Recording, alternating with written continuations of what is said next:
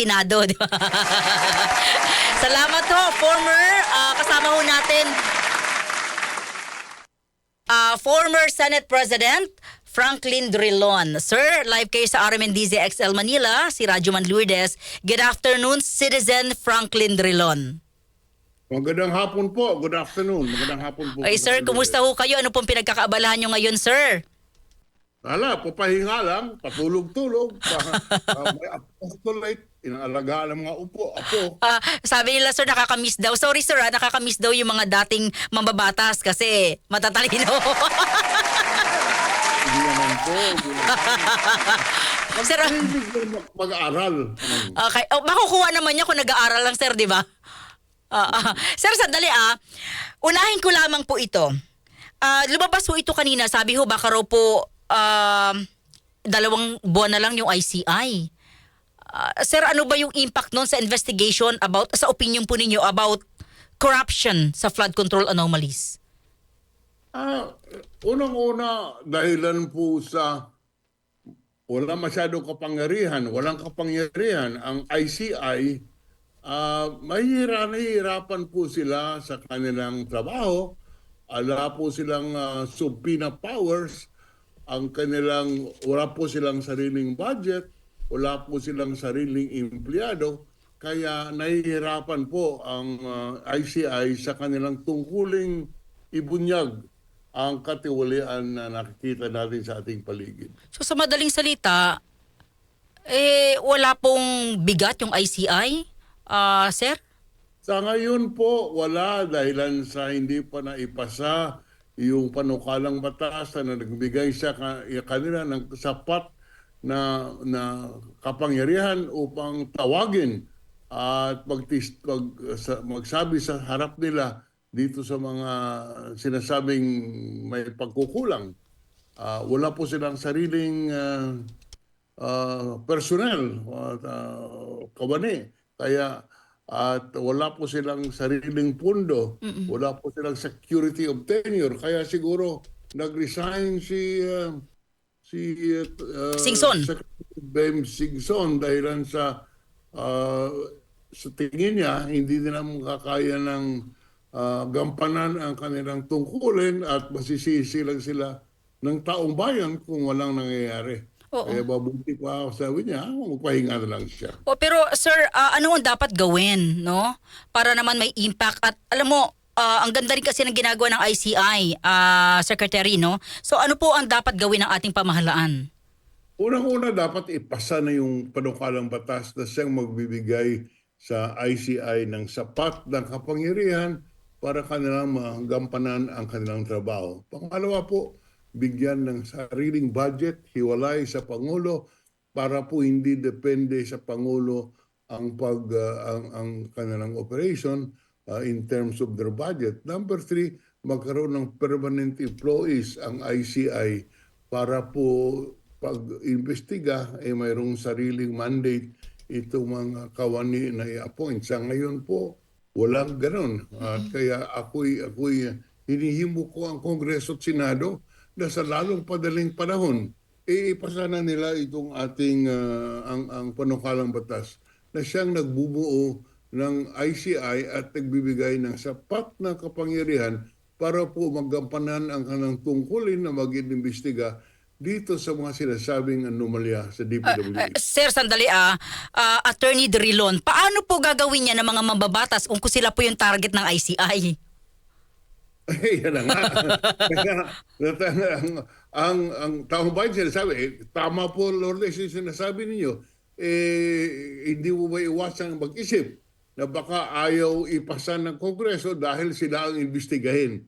Hindi mo po maiwasan yan. Ngunit, ibig ko pong bigyan ng diin na ang may kapangyarihan, ultimate authority na mag-imbestiga at magsampa ng kaso sa Sandigan Bayan ay ang ating ombudsman. Hindi po yung ICI. Yung ICI po ay dahilan lamang sa biglang ang laki ng dabuhalang anomalya ay binubuo para makatulong para sa investigasyon at mapabilis ang investigasyon tungkol dito sa anomalyang ito. Oo, so Alimbawa, dahil wala pa nga po yung batas na pinag-uusapan natin, so ano po yung mangyayari doon sa mga investigation na ginawa nila, na unang ginawa ng ICI? Mababaliwala po ba yun? Hindi naman. Unang-una, ang ICI ay hindi po pwede magsampa ng kaso sa sandigan. Ang kanilang tungkulin, kahit po may pasa yung panukalang batas, ay mag-imbestiga at magrekomenda sa ombudsman kung sino sasampahan ng kaso. At sa ombudsman po ang kapangyarihan to finally decide sinong dapat sampahan ng kaso sa Sandigan Bayan. Trabaho po ng ombudsman yun, di ba? Tama po sa ating saligang batas, trabaho ng ombudsman yan, ngunit sa dami ng mga nangyayaring anomalya, sa daming mga suspect sa mga contractors, congressmen, senador, at iba't ibang kawani ng pamahalaan na suspected of anomalies, kailangan ang tulong ng ombudsman sa pag-imbestiga nitong anomalyang ito. At yan po ang trabaho ng ICI primarily. Sir, direktang tanong po ito. Sa tingin niyo ho ba may patutunguhan yung investigation ng gobyerno sa matinding corruption na ito sa flood control? Ay dapat po may patutunguhan at hindi pa huli para ipabatid sa taong bayan na talagang seryoso ang pamahalaan na may bunyag kung sino man ang nagnanakaw dito ng mga public works funds. Oo, kasi 'di ba nangyari na ito, sir, sa usapin ng pork barrel scam, pero na-scam din ho tayo hanggang ngayon. Kaya nga ang problema natin, nawawala ng tiwala ang taong bayan sa sistema natin at dahilan ito sa walang natatakot lumabag ng batas. Yung culture of impunity, ika nga, ang mga ibig magnakaw ng pera sa kabadang bayan, at sinasabi na, nakawin na natin dito, wala namang nakuhuli, wala namang nakukulong. Kaya yan po ang culture of impunity. Halimbawa po, nung nakaraang administrasyon, mahigit sa 6,000 pinatay ng Duterte administration, aminado po yan. May nakulong po ba? Siguro isa, dalawa. Okay. Meron po. 1,000 yung namatay. Nasa hihig po nakulong. Sa dahig. Nasa dahig po nakakulong. Nasa dahig po. Sa the Netherlands po nakakulong po yung isa. Yung isa. Pero hindi po yung aking sinasabi. Doon pa lang nakikita ng taong bayan na hindi natutupad ang batas o dalawang uri ng hustisya ang ating nakikita. Yung hustisya para sa makapangyarihan, mayaman, at hustisya para sa mga hirap. Pangalawa po, noong nakaraang administrasyon ng Duterte, nakita natin ninakaw ang pera ng bayan doon po sa Farmally case. Ninakaw nila bilyon-bilyon para po sa PhilHealth, para po sa ating mga mahihirap na may sakit na hindi kaya magbayad sa ospital sa COVID. Ano pong ginawa? Ninakaw po ang pera ng bayan sa COVID na dapat gastusin sa COVID. Wala pong nakulong. Hanggang ngayon walang nakulong. Kaya po ang tao ba dalawang nakikita, ito pala pag makapangyarihan ka, hindi ka pwedeng kulihin at ikulong. Kaya may culture of impunity, ika nga. At yun po ang malaking responsibilidad ng ating pamahalaan na ibalik ang tiwala ng taong bayan sa ating sistema ng justisya. Dahilan po sa noong nakaraang mga taon, hindi po napaparusahan ang mga nagkasala, na-appoint pa sa posisyon at patuloy po ang pagnakaw ng pera ng taong bayan. Kaya ganito ang naiisip ng ating mga mamamayan. Tuloy na natin ang pagnanakaw, hindi naman kukulong. Kaya yan po ang mabigat na responsibilidad ng ating pamahalaan at ng ICI na ipakita na hindi po totoo yan. Opo. Sir, what if may tumawag sa iyo ngayon from Malacanang, sinabi na nag-resign si Secretary Singson, baka pwedeng ikaw ang pumalit. Tatanggapin niyo po ba? Hindi ko narinig. Ako'y retired na. Tag-enjoy ako. Lord, sa aking... Problema ba? Sir, problema ba yun? Malaking problema ba yun pag tinanggap mo? Dagdag problema? Dagdag problema po ba yun kapag tinanggap niyo yung posisyon? Malaking problema ko sa asawa ko. Bakit po? Yun, aawayin ako araw-araw.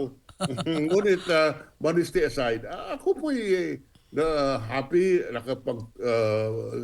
nakapagbigay naman ng aking ilang taong buhay para sa kapakanan ng ating pamanan. 33 taon po ako sa gobyerno. I think pwede naman siguro na ngayon makasama ko ang aking mga apo, mga pamilya ko. 80 taon na po ako, kaya hindi na ako pwedeng Ma-stress. sabit-sabit kung saan-saan. Sa madaling salita, tatanggihan niyo po, sir. Wala namang inaalok, kaya tatanggihan ko. Okay. Pero walang inaalok. Oo, pero kung may iaalok, tatanggihan niyo. Ay hindi na po ako babalik sa gobyerno. At tutulong tayo sa pamamagitan ng pagbigay ng opinyon, sa pamamagitan ng RMN, kung ano po ang CXL, ano po ang tanong, mapaliwanag sa taong bayan. Ngunit wag na po ako isali muli at sa pamalan, hindi na po ako sasali. At I have devoted time. Bigyan naman po natin ng iba. Yung ating mga senador na magagaling, baka naman sila makatulong din. Marami naman dyan mga galing na senador. Presidential Legal Council. Sino po yan? What if i-offer po sa inyo yun? Hindi na po. Naku, Diyos ko po. Hindi naman po stressful yun like sa ICI, Presidential Legal Council. Sabi mo nga, been there, done that. Kaya... Graduate na. Dumaan na tayo dyan, nakatulong na tayo dyan, nabomba ng bahay ko nung panahon na yun. Kaya naikulong ko na rin ng ilang nagkasala. So okay na sa akin, Lourdes.